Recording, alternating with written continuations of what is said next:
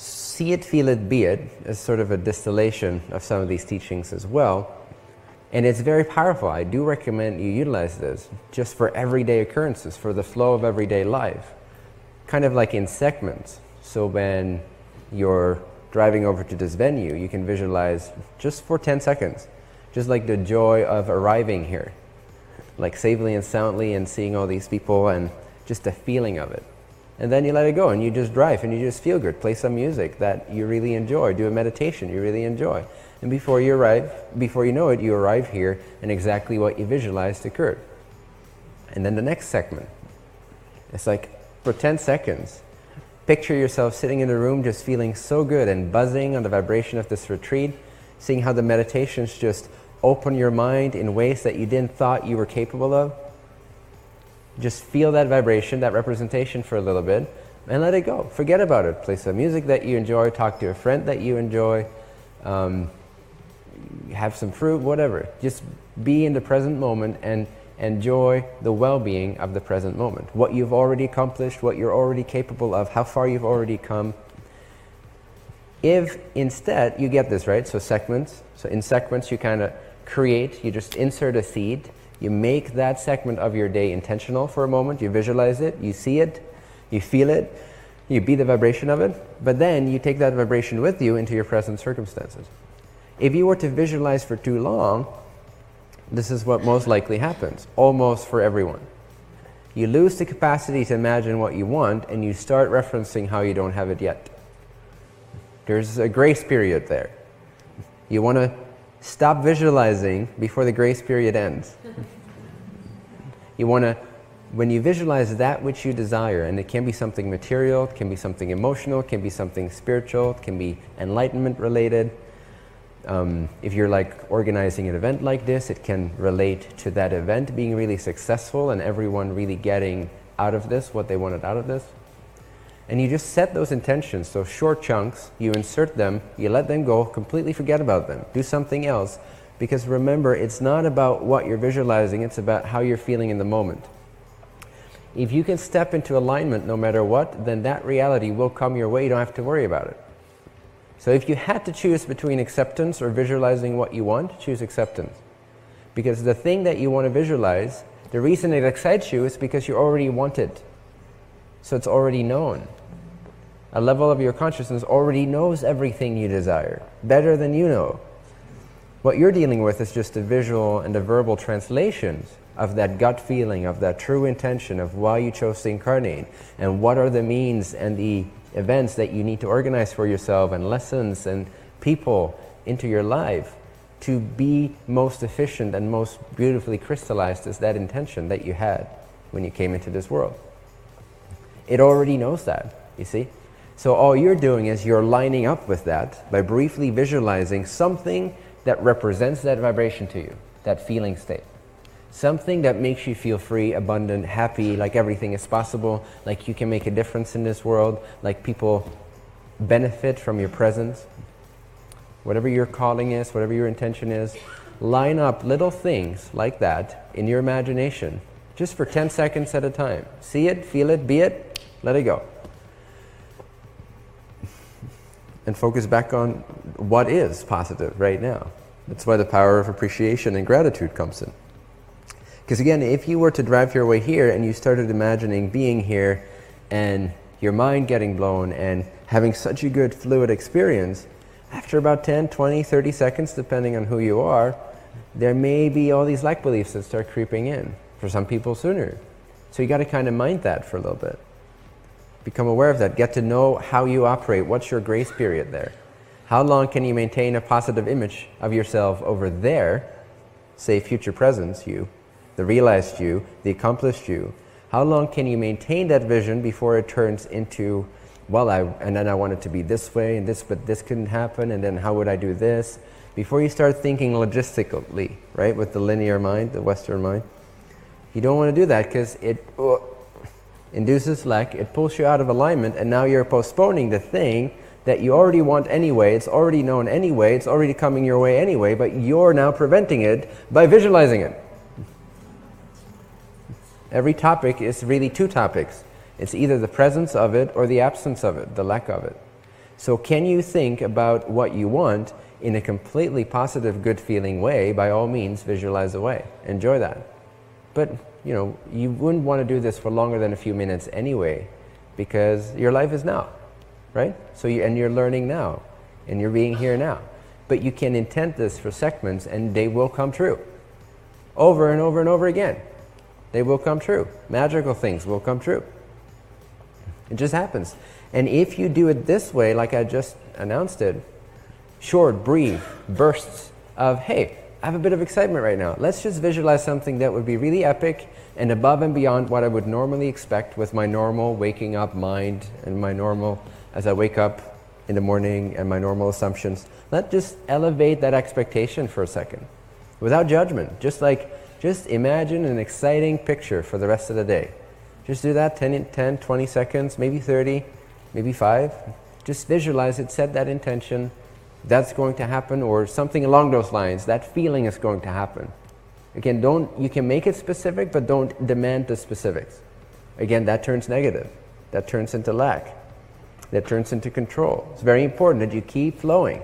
You keep flowing. Prioritize the well-being of now. Prioritize how grateful you are currently for everything that is here. If you stay in that flow and you briefly have those spurts of future presence with a positive connotation to it, you're going to upgrade and upgrade and upgrade the way that your consciousness is able to perceive / manifest reality. And it's going to be one magical ride. Maybe you get into an argument. Visualize a positive outcome to that argument and let it go and be present. Have faith in that and allow that to make you feel good in the present moment while you're still arguing. Allow it to transfer that vibration from there into here. You can only get here from here, or there from there. You can't get there from here. I've already touched upon this, but I'm going to emphasize it a little bit more. It's not about the thing you want. It's just what you think you want. And again, your minds are already more mature than most people that deal with just the law of attraction teachings. At least most of you. I don't know all of you personally, but this is my sense. So you're already familiar with this. Your desires have already evolved, for most of you, into a more expanded, holistic view that includes being of service to others and all that stuff. So that's great. I mean, that will really prevent you from a lot of law of attraction disorders.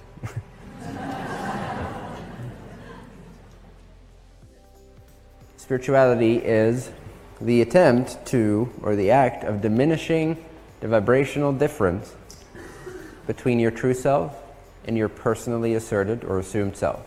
This is your personally assumed self. This is you with all your definitions, with all your belief systems, all your assumptions, and this will govern your feeling state, at least on the personal mind-body level. This will determine your state of being. So you got to be the vibration of it if you want to perceive it. That's why you can't get there from here. You may have an image of it, but you're in a current state of being, and you can't get there. So why do we have these images? Why do we have these desires? And it's really a mechanism of the higher mind, right? Higher mind is a level of intelligence that supersedes the physical brain. It's what you have access to when you meditate, when you are intuitive, in an intuitive state, when you're in a flow state, when you're in a receiving state. There is a communication, a subliminal communication happening all the time with your higher mind. Higher mind is it's like a manager of this current incarnation. You could see it a little bit like that. It's the manager that's appointed by the higher self to guide you on this journey.